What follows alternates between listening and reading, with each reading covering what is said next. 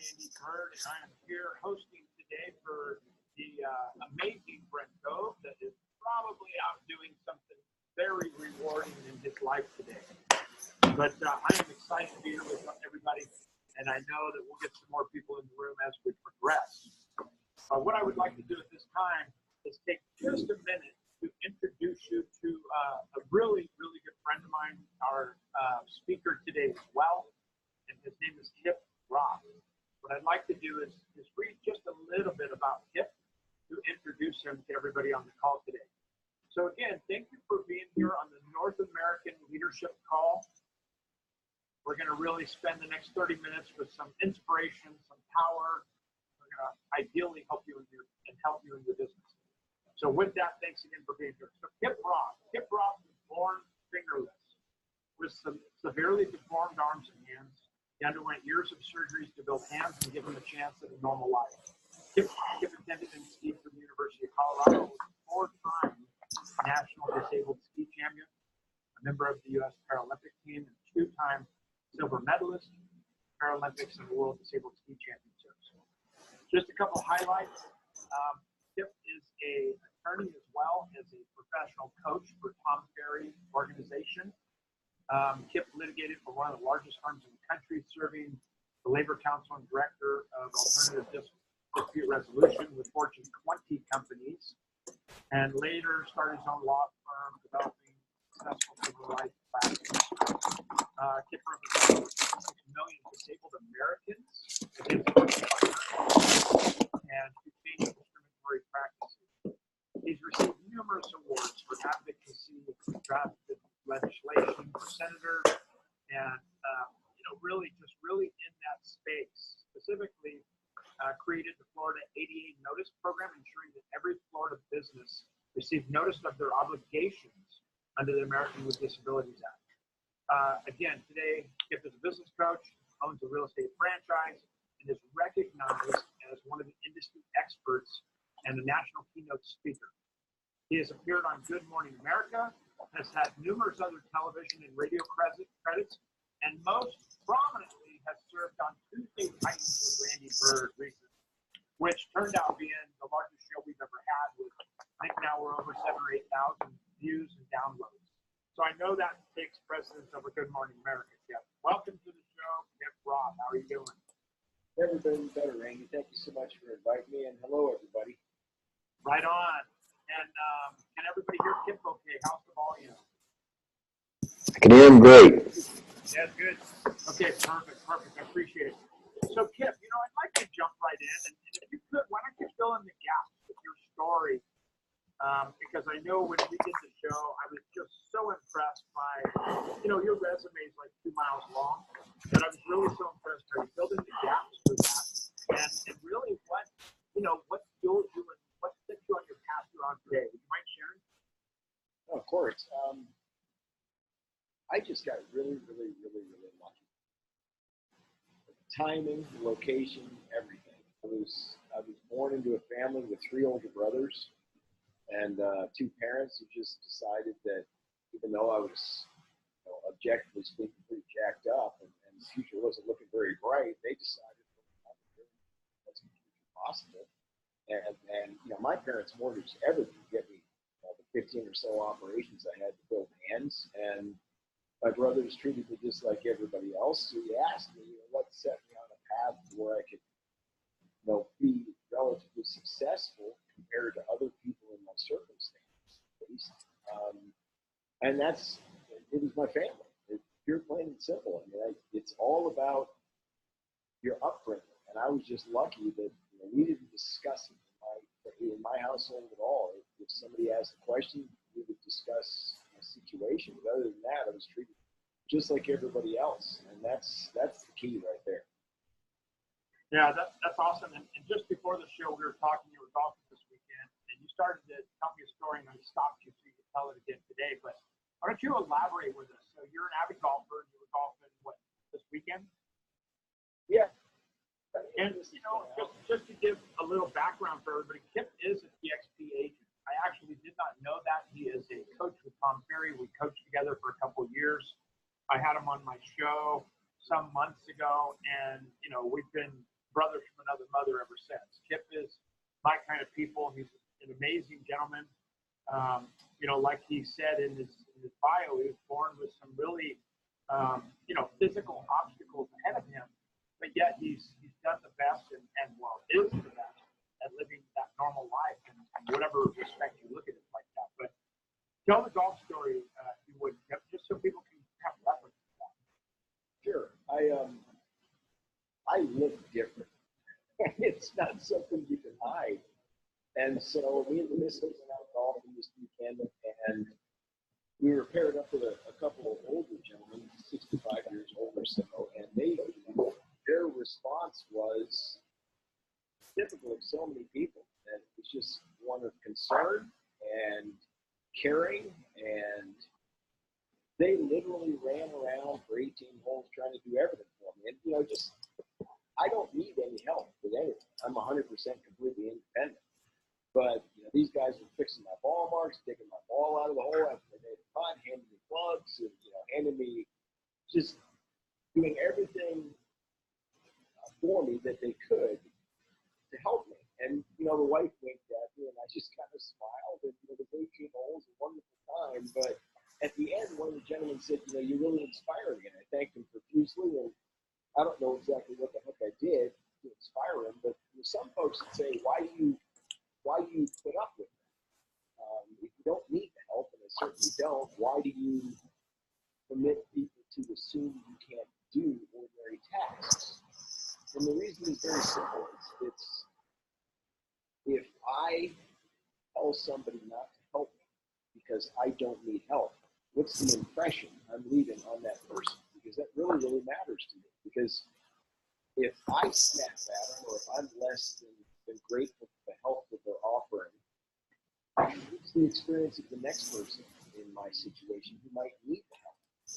And so if you just change your perspective a little bit on how people treat you, you can really begin to enjoy it and understand that the kindness they're extending shouldn't be something you ought to be offended by. It's something you should celebrate. And here's a couple of guys who are obviously uncomfortable, doing their dead level best to help me any way they can. And that's just the coolest thing ever. That's such a great story, Kip. And I could see myself doing the same thing. And it's like it's the compassion side of us, right? We want to do that for the fellow man, but it can cross so many boundaries. It can cross not only physical handicap boundaries, but boundaries of many boundaries. And it's the simplest things, from holding doors. I've held doors for people that are seemingly having a tough time walking and stuff. And half of them may be super excited and grateful of you, and the other half may look at you like they want to handle it on their own. It's just really up to their experience, right? It's not so much what's going on for you, but these guys were probably feeling like they were really helping you. I mean, personally, I want to find that person where they fix all my ball marks and get my balls and get my clubs for me, because I need to golf with you more often. Randy, have you ever hit a green in regulation with you beat ball marks? I have hit greens in regulations with my clubs. It's the mark, so it's, don't judge me. I'm still fixing my mark.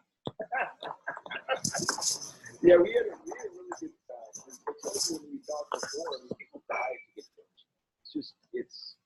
There's a whole undercurrent of folks in the disability community who find it offensive when other people offer them help, because the assumption is we can't do it ourselves. And I look at it a different way. I get to see every single day people extending kindnesses to me, and you guys don't get to see that. People are diving through the doors for you guys, and it's one of the many blessings associated with being different. And I maximize it as much as I can. I love that, man. You are inspiring, and you're very humble in that, and I appreciate your humility. But honestly, Kip, you are a special human being, no matter what what you were born with. I think what challenges you've had and the amount of surgeries and different things, it's just led you to a higher level of gratitude. And Brent is one of those guys. He's not on the call today, but he's one of those guys that lives in absolute gratitude and appreciation, and the shadow of God with that for him. And I get that out of you. You light the room up when you're in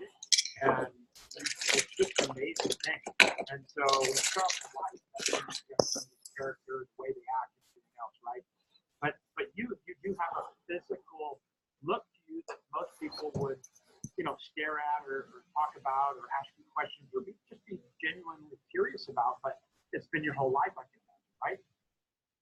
Yeah. And, two or three times a year, some stranger will approach and tell me that if they look like me, they kill themselves. And 3 or 4 times a year, somebody just screams in shock and horror at my appearance. The last one was at the gym. I rounded the machine, and she was coming the other way. She jumped. No kidding. No, and it's interesting because that's innate. That's not discrimination. That's not anything that I can even pretend to take offense at. Because once you understand what drives it, it's I look different, and I have a compromised body envelope. Okay, and it really it shocks people. I remember at University of Colorado, it was my first day at University of Colorado. It's a huge school, 35,000 students. I was a freshman. I went into the main cafeteria to get lunch, and there are 1,500 people in this room. And I was walking into the cafeteria, the food line, and this girl was paying for her meal. And she grabbed her change, put it on the tray, and turned and saw me. And man, she screamed like one of those horror movie screams. And her tray went 10 feet in the air. And I'm used to it. So I knew what happened. And fortunately, the tray eventually came down, and it just shattered all over the place. And I didn't break stride. I just walking through the green beans and the yellow, and she took off running. But I was left standing there with 1,000 people staring at me because nobody had ever heard a story like that. Wow. But I just smiled and went about my business because it's not malicious. It's not malevolent. It's simply I look different, and once you make peace with that, days like that can be rather entertaining. Your humor is amazing. Every time we get on the phone, we laugh like damn school kids. So I totally love you on a lot of different levels. And it makes total sense to me. The more I talk to you, the more I think I understand what it feels like to be in that space 24/7 and not be able to escape it effectively. It's an amazing place you come from. I want to ask you a couple questions, but before we go, would you mind sharing the elevator story and whatever short version you have of that? I remember that being a very powerful story when you told me about it. Yeah, when I graduated high school, I achieved 100% complete physical independence at 15 years old. I don't use any auxiliary aids. I do everything you do the same way you do. I don't use anything special. I worked really hard to get there. It took me 6 years to learn how to button my shirt. It took me years to learn how to hold a normal toothbrush, and also years to learn how to tie my shoes and learn how to ride a bike. My brothers taped my hands to the handlebars and gave me a shove. Eventually, I got it. But when I was 20. I was running into something that I hadn't anticipated, and that was, rejection in every facet of my life. And I wasn't prepared for it. And so 21 years old, I found myself in a really bad place. I couldn't get a job. I had dozens of employers tell me, I'm not hiring somebody who looks like you. And I couldn't get a date. I had several women tell me that they didn't anticipate that I'd ever be successful in that because I found me repulsive. And I was, there is no lonely like this. I'm convinced of that. I was alone, man. And I got to the point that the only job I could get was as a bicycle messenger in downtown Miami. I did that for a couple of years, and just riding 10 miles a day to work and doing my deliveries, riding 10 miles home every day. And I got to the point where I wanted to die. I was just flat out suicidal, and it would have been so tempting just to flip my handlebars and eat a bus. And I was there. So one day I went to work, and I got on an elevator. And I pushed my button, turned my back to the wall, and just as the doors were closed, this little hand came through, and this girl got on, this woman, she's about 30, I think, and she was staring at me. And I could tell what people were staring at me. All mammals can, and I knew she was staring at me, so I looked up from my bag and looked at her, and geez, she just big smile, and didn't, she didn't look away. Most times folks look away, but she didn't. She just smiled, and she said, I bet you lead an interesting life. And then she was gone. And those words saved my life, changed my life. And literally by the end of that elevator ride, I was in tears because I realized what she had taught me. See, the thing is that up to that moment, I had been defining my circumstances, all the crap that you put up with. I'd been defining that as painful. And well, you get what our language defines a reality. You choose circumstances pain, and I was defining my circumstances as painful. And in that moment, she taught me that all I had to do was redefine my circumstances as interesting. And I did it in an instant. And I cried for the next half hour, and I could not believe the way the weight of the world, all the pain, just lifted off my shoulders. And suddenly, like the guys at the golf course this weekend, that's not painful, that's not irritating, it's interesting. And when you take it, you look at it from the perspective of curiosity and really try to understand it. We had a great time out there. It was a very interesting round of golf with a couple of guys who were doing their dead level best to treat me as well as they could out of plain concern. And if I was coming from a place of pain, I would have enjoyed that. So the woman in the elevator taught me essentially this, is that my life didn't suck. I sucked at life. And she fixed that in 7 quick words. The pain was gone, it's never come back. Wow. That is such a powerful story. And by the way, if you have your microphone on, can you please mute yourself?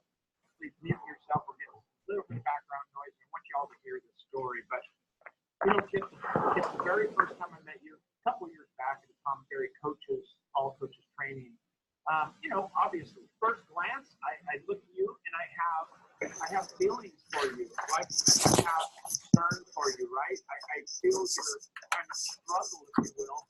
And then I meet you and the light bulb comes on.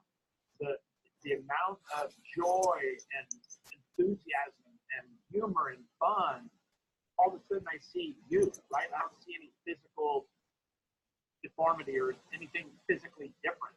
But everybody maybe has that first thing when they meet you, and then it quickly, number one, you're super intellectual, very articulated, and I just love talking to you. But more than anything, what stands out to me, and I got goosebumps you telling that elevator story again, like I did the first time, and you made me cry on that show. I'll tell everybody right now, if they're feeling sorry for Kip, knock it off, because this guy's not one to feel sorry for. This guy's a powerhouse.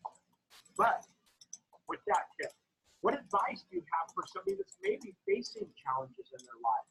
How do they shift gears? I mean, we're heading into holidays, notoriously time for people feeling low or lonely or depressed.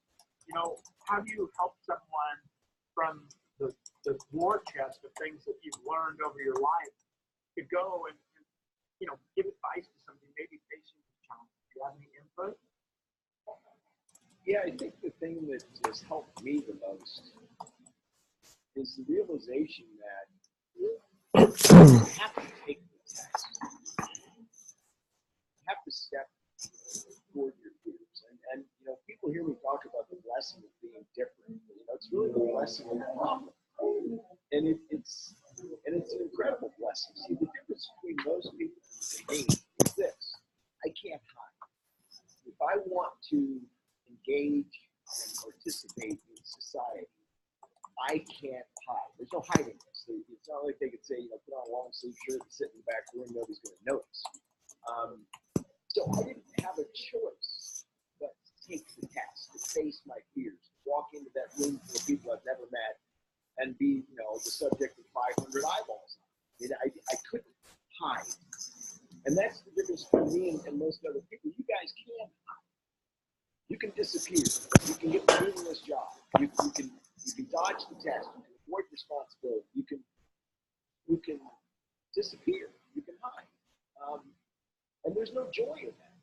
The joy comes from stepping up and taking the test. At every turn, and this is basic psychology, your entire nervous system is predicated upon rewarding, facing and overcoming and assimilating your fear. And you get a shot of dopamine. And it's the core of happiness. But Western culture is predicated on this nonsensical notion that you can dodge responsibility and dodge taking the test and somehow find happiness there. No, the happiness is in identifying your challenge and running toward it just as fast as you can. And every one of us faces challenges. I'm not special. Hell, I mean, my story is nothing compared to millions and millions and millions of people who have been through far worse. And for heaven's sakes, look at the wealth we have in this country. I mean, I've got it easy compared to most people. I've got it easy compared to a lot of you guys. But the thing that's really made it easy for me is I couldn't dodge the test. I had to take it. I take it every time I walk out of the house. And now it's normalized. Now it's my new norm. And that's where the happiness is. When you run toward your fears and run toward your challenges and you conquer them. You can't hide. So as you guys are going into 2020, set big goals, take a deep breath, swallow hard, and freaking go for it, man. You got nothing but happiness. Everything you want, everything you ever wanted is on the other side of that fear. So don't be afraid of it. Run for it. I love that, Kip. That's, again, every time I get on the phone, I could talk to you for hours. And I love how you focus on that big goal and just not being afraid, just breaking through those glass ceilings. And, we've talked about this on my show, and it's no secret. I don't keep it a secret anyway, but I did hide from it for years, is depression. I suffered from depression when my younger brother killed himself about 6 years ago now. And then just a year and a half ago, my ex-wife took her life, my boys' mom. And I found myself going through that cycle of depression and anxiety and not understanding why somebody would do that and get to that place, And frankly, before my brother committed suicide, I never was able to even rationalize where a sane person could get to that place. Matter of fact, I put them all in a box of just not being all there. And when my brother took his own life, I fell into such depression that I was dead. And all of a sudden, before that occurrence, I remember saying, when people bring up suicide, I'd say, how could anybody do that? That's like the stupidest thing. I would be a beach bum in Hawaii and teach scuba diving lessons once a week and eat fresh fish before I ever thought about taking my own life. Because there's 1,000 options between, that extreme and all the opportunities we have as Americans and just in life, right? But when you're in that place of depression, there is no options. You're just consumed and overtaken by it. So I acknowledge you for first of all, Rick, acknowledging that at such a young age. I think you said you were 20 when you had that kind of that wake up. And now you've led just an amazing life on all levels, really. Very successful. And I just really, really appreciate you being on the call today. So for me, one of the reasons I got into coaching, and this is about you, but I wonder how you track with this, is I had to focus on positivity. I had to focus on affirmations and the things that really created my freedom and my mindset leaving that dark place, some 4 or 5 years ago. And through it, I found coaching. And coaching was my way to plug in constantly and always be focused on the bright spots. And now I'm a motivator and inspire and all this stuff to tens of people probably, right? But the reality for me was that was my conduit to make sure I was plugging in every day to my morning routine and walking the walk that I taught and I focused on. Do you have any correlation to that in your coaching career and experience, or was it just my experience maybe? No, it's not just your experience, man. Yeah, what I found is just a choice. It's simply a choice, and that's what the woman in the elevator taught me. I could choose to define my circumstances as painful and reject them and run from them, and hide from them, and just build myself a hellish existence. Or I could choose to find them interesting and come from curiosity and go explore the world and reach out to people. And if they scream, get a laugh out of it. And if they accept me, well, let's go, have a drink and have a good time. It's a choice. And everything is a decision. Everybody in this room, everybody in the world has the circumstances that they could be. Man has a special capacity to take any problem and make it immeasurably worse, almost instantly. Okay. So, for example, discrimination. One of the reasons that I got out of the civil rights business is spending my time around a lot of people who just complain incessantly about their circumstances. Man, I am not swimming in that pond. I'm going to swim in a different pond. I'm going to swim in a pond where there's happiness and joy and positivity, and exploration and curiosity, and I want to experience as much of this life as possible. And you can't do that when you're telling yourself a story about how crappy your circumstances are. And then, you and I run into that all the time in coaching. I can't. People live in the can't pond. And that's just something that projected from the word go. Man, I want nothing to do with that, because you dive into that pond and good luck getting out. And it just, you're limiting your potential, the quality of your experience. You're limiting everything about your life. And it's all self-inflicted. And I enjoy coaching with Paul because it reminds me on a daily basis that I have to swim in the right pond. That's such a great piece. And as we wrap up the call today, for me, really focusing on getting out of your comfort zone, because for most people, their success is just outside their comfort zone. The things that they want in life are just outside that comfort zone. And the comfort zone is safety, right? We don't have rejection in the comfort zone. We don't have failure. We don't have all these things that are holding us back from calling. We're all EXP here. From calling that big well that may literally change our business life and change our trajectory of our business future. But we stay, because of that fear of rejection. And it's just, what a great call today as we head into literally the middle of the fourth quarter, setting ourselves up for a powerful 2020. And, for me, this has been, I always enjoy you being here, and I really appreciate you being here today. I don't know where you got that beard on your avatar. Did you shave or not shave, or what's going on with your beard? Somebody set me up with a really weird looking avatar. That is not good.